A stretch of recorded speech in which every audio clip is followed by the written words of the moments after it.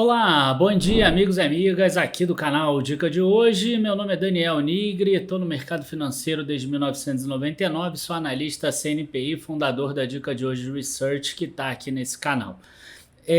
Sábado é o dia que a gente fala um pouco mais sobre macroeconomia. Eu acredito que o assunto que está aí rondando no momento é toda essa questão da inflação, metas de inflação, o que está acontecendo no Brasil com relação a isso. Então eu vou explicar isso para você, vou mostrar qual é o grande fantasma da hiperinflação, caso ela aconteça, o que ainda é algo distante, e por que o governo se beneficia de uma inflação mais alta. Então curte com a gente, se inscreve, ativa o sininho de notificação, comenta aqui, compartilha com os amigos, porque é muito importante para o nosso vídeo subir. E como vocês já sabem, depois da vinheta a gente já começa.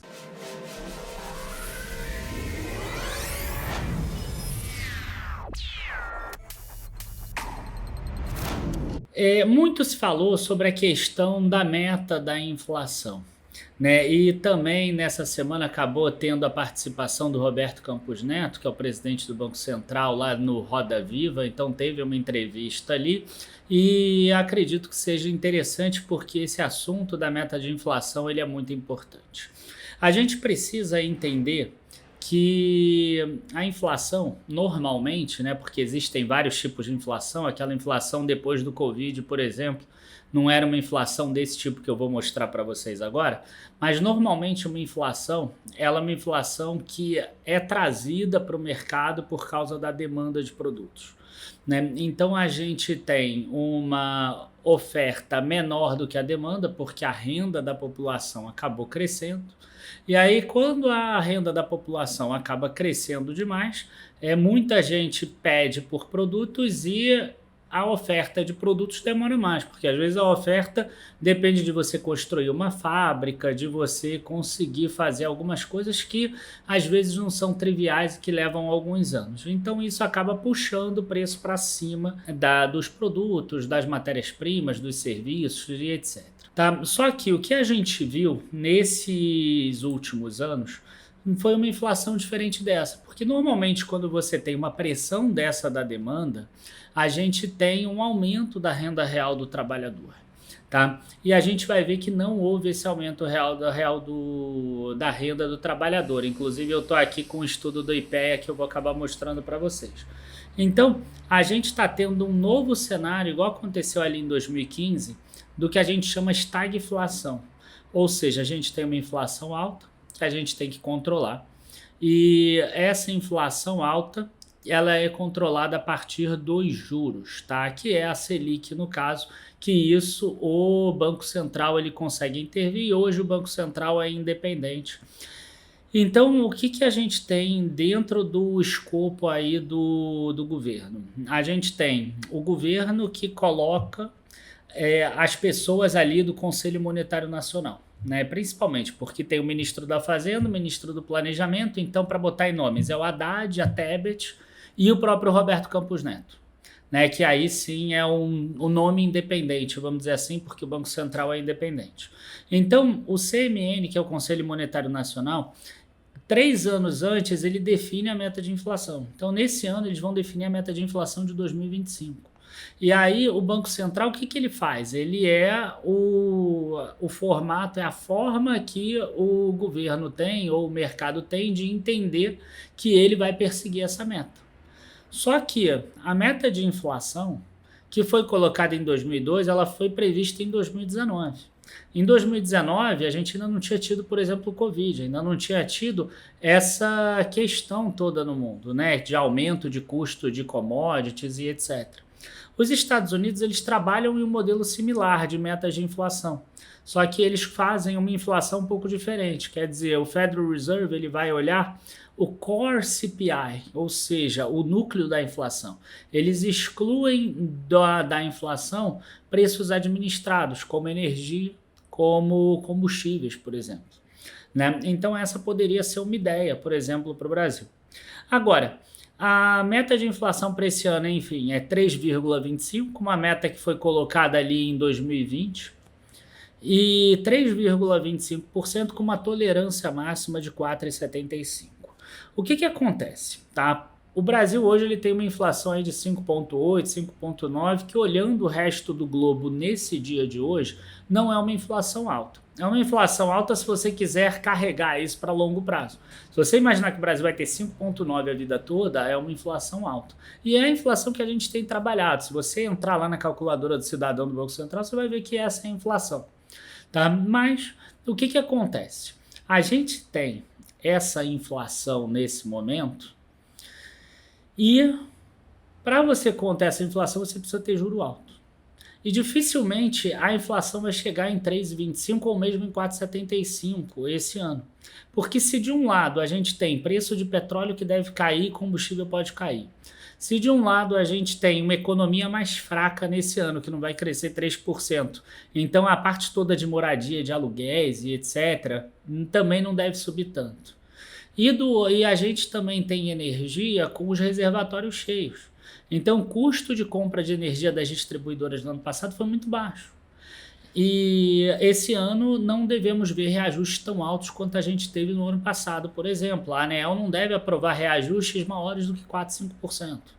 Então o que a gente tem hoje é um mercado que está muito favorável para que a inflação caia, pelo menos na minha visão. Porque esses 3 itens que eu botei para vocês é 40, 50% do IPCA mais ou menos. Só que você tem toda aquela carga tributária para voltar, para combustível, para energia elétrica e etc. Telecomunicações e tudo mais. Então, é muito difícil o Brasil conseguir bater essa meta esse ano.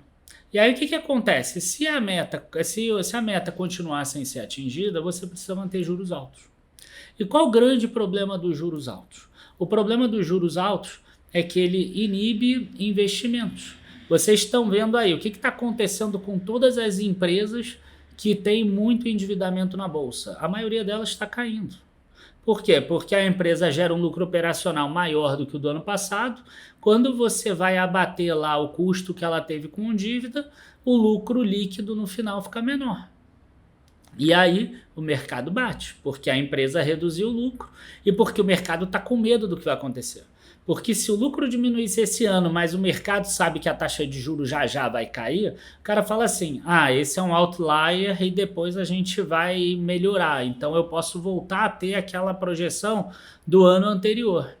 Só que o mercado hoje está com medo. O mercado hoje está com medo e tem gente que fala que a taxa de juros vai ficar em 2 dígitos agora durante todo o governo. Então o mercado começa a precificar esse juro mais alto, esse custo de dívida mais alto. Tá? Então, o juro que é o remédio, numa situação como essa, que a inflação não consegue ceder, ele acaba sendo ministrado numa dose mais alta, que inibe os investimentos. Vamos imaginar, você, por exemplo, você tem 2 opções, deixar o dinheiro parado em renda fixa, que está rendendo aí 13,75 na Selic, ou abrir um negócio próprio. Você tem 100 mil reais para abrir um negócio próprio ou para deixar parado. Parado lá, você vai ganhar 13 mil. Abrindo um negócio, você não sabe. Pode ser que você ganhe 50 mil, pode ser que você ganhe 100 mil, pode ser que você vá à falência e perca os 100 mil e ainda fique com uma dívida. Então, quanto mais alto esse investimento, mais as pessoas e as empresas elas se sentem menos com vontade de fazer investimento. Né, investimentos na economia, queriam gerar emprego e etc. Então, cada vez mais a gente vê o índice de confiança do empresário diminuindo. Nesse mês até subiu um pouquinho, mas ele está ali muito próximo a 50, que é o médio. Quando você divide e desmembra ele, você vê que o índice em condições atuais está em 45. Tá? Então, eu acabei fazendo essa introdução um pouco mais longa para a gente mostrar agora alguns dados aqui. Tá? Então, o que eu quero mostrar para vocês agora? Os impactos da inflação na vida das pessoas. Tá? Então, eu peguei aqui essa carta do IPEA e retrato dos rendimentos e horas trabalhadas aqui. Tá? Então, tem alguns gráficos aqui que são interessantes. Olha só, aqui do lado é a renda real do trabalhador ao longo dos últimos 10 anos. Se você olhar aqui, ela não subiu. Ela sobe em alguns momentos. Quando que ela sobe a renda real do trabalhador? Ela subiu aqui de 2016 até aqui 2019, mais ou menos. a renda real do trabalhador subiu. Aqui teve um impacto daquele dinheiro que foi pago lá por causa do Covid para as pessoas.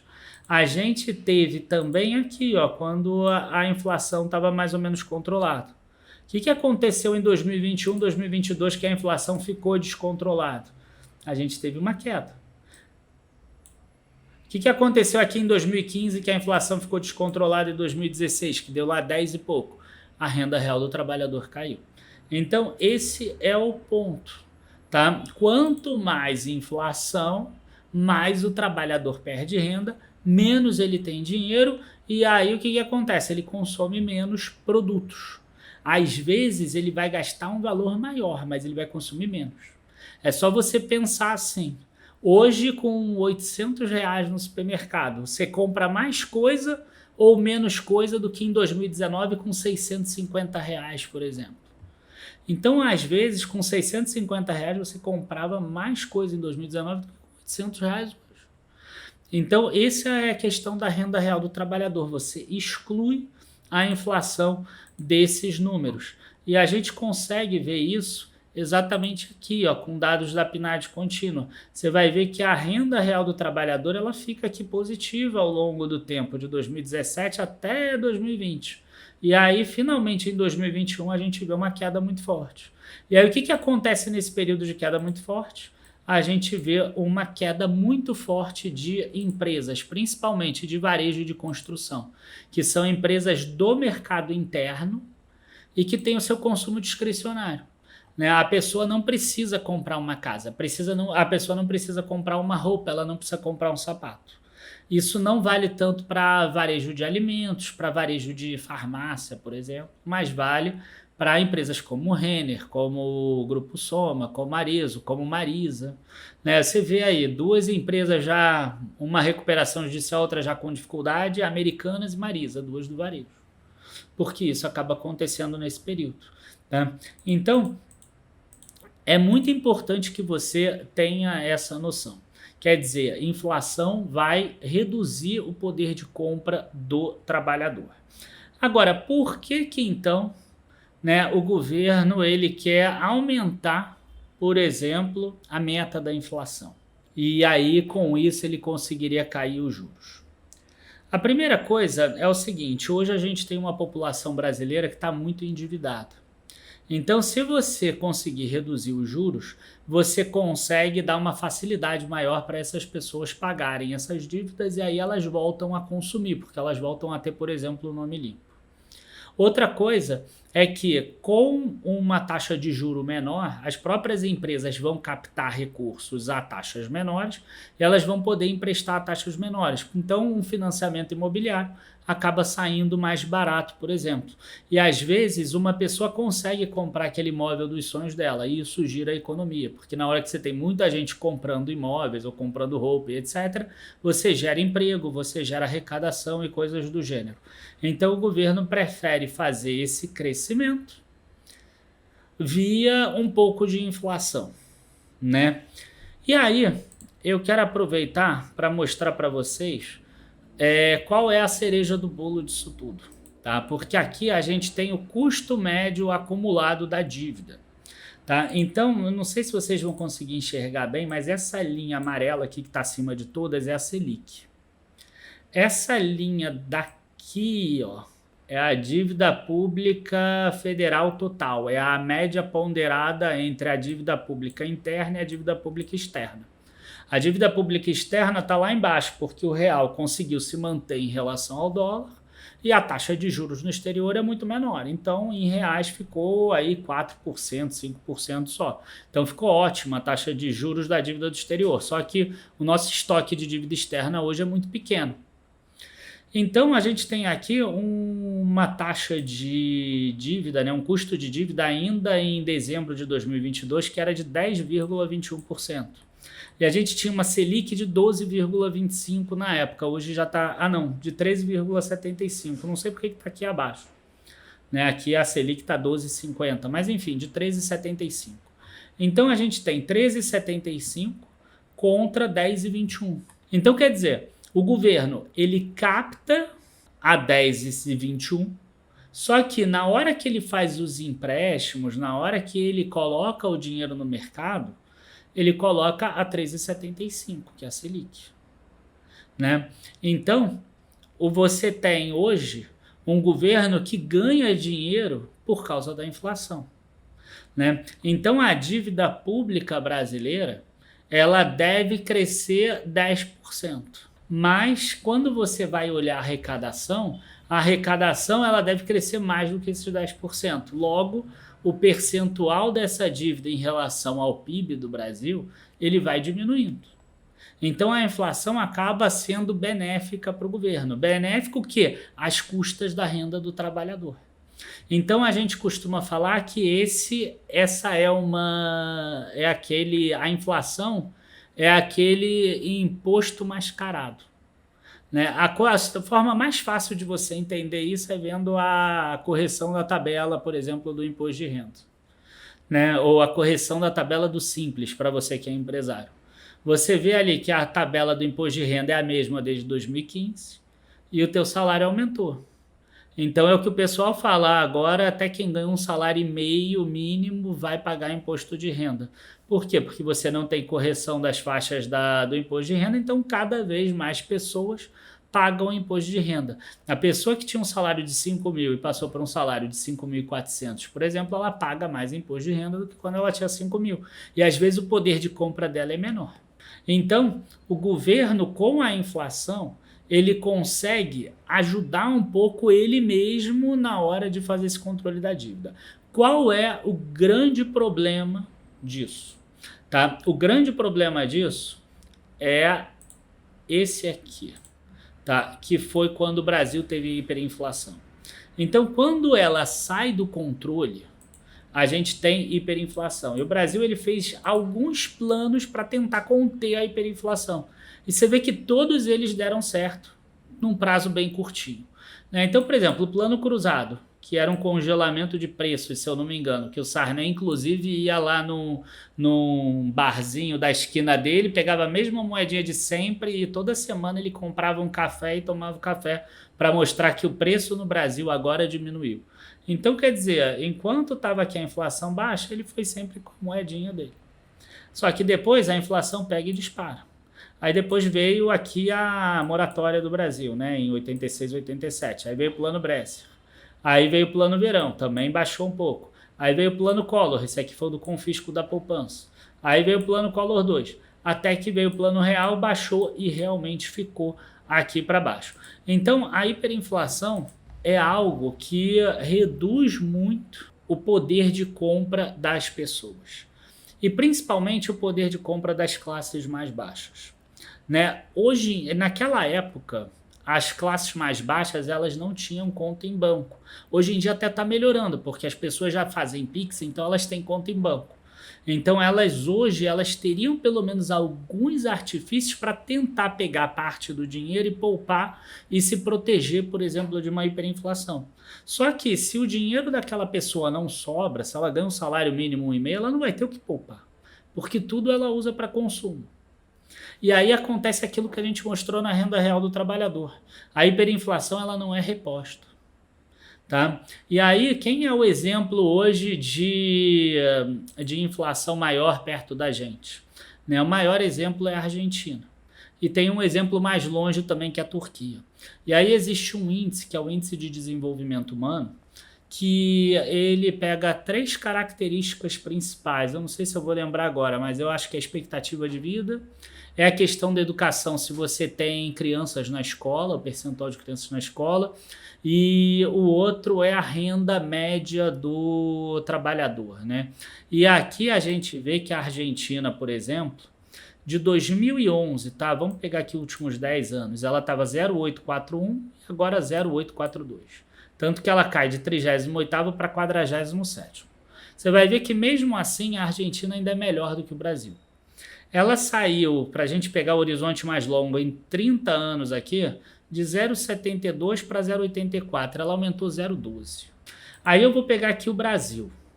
O Brasil, ele sai de 0,61 para 0,75, então ele aumentou 0,14. Percentualmente, até o Brasil aumenta muito mais, porque ele sai de uma base mais baixa. O Brasil aumentou mais de 20%, a Argentina aumentou uns 12%. Agora, quando a gente pega de 2011 para cá, o Brasil teve inflação mais alta 2 vezes, mas não teve hiperinflação. E em 2015 e agora, né, em 2021, que foi as duas que bateram mais de 10%, não é hiperinflação, mas é uma inflação bem acima da meta, e mesmo assim o Brasil melhora de 0,72 para 0,75, tanto que o Brasil melhora de 91 para 87 no ranking, e a Argentina piora de 38 para 47 nesse ranking de desenvolvimento humano. Outra coisa que eu quero aproveitar para mostrar para vocês é o seguinte: o Brasil conseguiu manter uma inflação mais ou menos controlada de 2015, né, final de 2015 aqui, porque pega o final até 2019. E nesse período o nosso IDH sobe de 0,75 para 0,76 aqui. Outra época que o Brasil manteve a inflação controlada, que foi inclusive quando a Bolsa subiu, foi aqui, ó, quando a gente sai de 2003 de 0,68 até 2008, mais ou menos, com a crise lá financeira. Então o Brasil sai de 0,71 aqui. Né? Depois do Plano Real, o Brasil também teve um período de inflação controlada, que foi de 94 até 98. Então a gente sai de 0,63 e vai para 0,66. Então, esse índice de desenvolvimento humano, quanto maior, mais igual é a população, mais desenvolvimento humano a gente tem. E aí o Brasil, ele melhora esse indicador, até porque aumenta a renda real do trabalhador que a gente mostrou, quando a gente tem inflação controlada.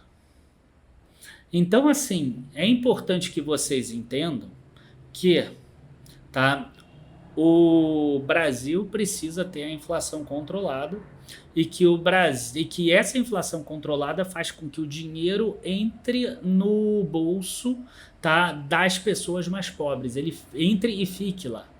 Né? Não precisa mais você receber o salário e você ir no primeiro dia no mercado, porque senão amanhã o preço já está mais caro e aí você já perde poder de compra, que era o que acontecia lá na década de 80. Tá?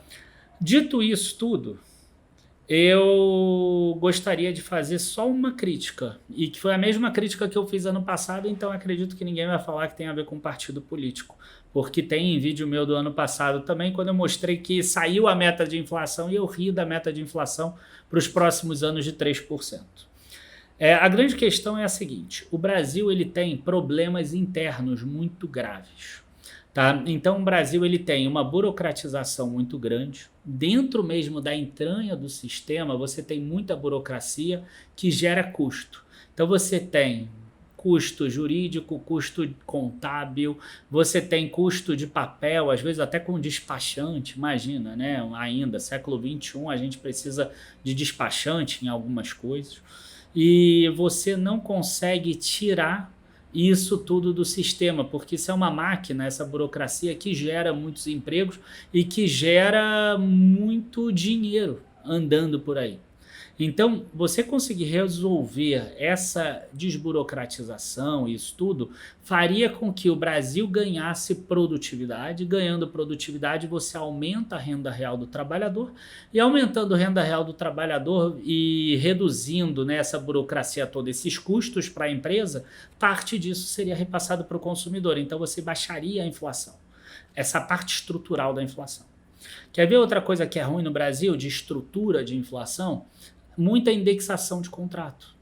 Então, por exemplo, as transmissoras de energia vão pegar a inflação do ano anterior e vão colocar no contrato. Quer dizer, a parcela A, se eu não me engano, das distribuidoras de energia elétrica, são os gastos não gerenciáveis, é a inflação. Então não tem aí, em alguns setores, aquela competitividade, aquela questão de você conseguir melhorar a produtividade ou do consumidor poder escolher aquela que é melhor. E são itens que são muito pesados na hora de calcular a inflação pelo IPCA. Então, essa indexação de preços, que infelizmente é um resquício ainda do período que o Brasil tinha hiperinflação, é um outro ponto estrutural e que aí não é macroeconômico, é microeconômico, que você consegue resolver a questão de inflação estrutural do Brasil. Então, os Estados Unidos ele pode tentar correr atrás de uma inflação de 2%. Mas eu acho muito difícil o Brasil conseguir de forma constante no longo prazo buscar uma inflação de 3%. Porque ele tem problemas estruturais que estão entranhados na própria questão brasileira. E aí, o que a gente tem, na minha visão, tá? Na minha visão, uma meta de inflação entre 4% e 4,5%, até resolver esses problemas estruturais do Brasil, seria o mais interessante. Ah, tudo bem que é ruim porque você tem uma perda real, né, com inflação, é bom para o governo, mas enfim, o que interessa é que 4,5% é um patamar de aumento de custo, de aumento de salário, que na maioria das vezes as empresas conseguem repassar. Elas conseguem dar isso de aumento de salário para as pessoas, elas conseguem aumentar isso de custo e repassar no preço. Não é algo que a pessoa sente tanto em um ano. Tá? E enquanto isso resolve esses problemas estruturais. Né? Esses problemas é imposto que entra no sistema e não volta para a economia. É outra questão estrutural. Então, enquanto não resolver isso, o Brasil não vai conseguir. Ele vai conseguir assim, 1 ano, 2 anos de inflação 3%, igual conseguiu lá com o Temer, 2,9% e 3,5%. Mas isso não se mantém. Depois, em 2019, já foi 4,3%, já saiu um pouquinho. E talvez em 2020 iria sair também. Então, a gente tem que tomar um certo cuidado com isso tudo. Por quê? Porque essa meta de inflação do Brasil, ela não se sustenta, na minha visão, no longo prazo. E aí, se você tiver que perseguir uma meta de 3,25, o que acontece? Você machuca a economia, porque você tem que botar a taxa sempre mais alta do que ela demandaria. Então, na minha visão, cara, é aumento da meta de inflação com certeza, com responsabilidade até uns 4, 4,5%, e mantendo isso ao longo do tempo, até você fazer as mudanças estruturais. Tá? Então, essa é a minha visão. Eu costumo dizer que essa meta de inflação é parecido, por exemplo, a pessoa, ela, sei lá, ela quer ir para academia ficar fitness. Né? Então ela quer ficar forte, ela quer correr, por exemplo. Não adianta você pegar e falar assim, o primeiro dia dela, hoje vamos botar você na esteira para correr 1 hora. Cara, ela não tem estrutura necessária ainda para correr 1 hora. O Brasil não tem estrutura necessária para ter uma inflação de 3% ao longo do tempo de forma constante. Porque falta muita coisa que tem que ser melhorado na parte micro do Brasil, que vai gerar produtividade, que vai reduzir o custo das empresas. Reduzindo o custo da empresa, isso volta em parte para o consumidor na forma de uma, entre aspas, deflação, né? Ou uma inflação menor de custo e de preço final para as pessoas. Tá? Então essa pessoa aí que quer correr 1 hora, talvez ela vai treinar ao longo de 1 ano para ir depois ao longo de 1 ano ela conseguir correr 1 hora, por exemplo. E aí ela se prepara ao longo do tempo para isso. Tá? Enfim, ficou mais longo do que eu gosto, mas eu acho que é um assunto que é importante. Então, se perguntar se eu sou a favor da mudança da meta de inflação, sim, desde que seja com responsabilidade. Até porque a gente sabe que os riscos de uma inflação muito alta são grandes e são muitas vezes danosos para a grande parte da população. Abraços, bons investimentos e até a próxima. Tchau, tchau, pessoal.